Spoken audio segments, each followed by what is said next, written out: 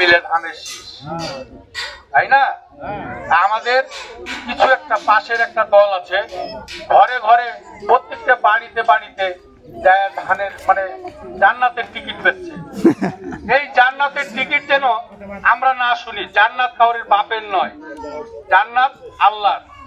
আল্লাহ কাকে কি করবে আল্লাহই জানে। আমার দ্বারাই, মানুষের দ্বারাই যদি জান্নাত বিক্রি হতো তাহলে সবাই জান্নাতের টিকিট নিয়ে পাগল হয়ে থাকতো।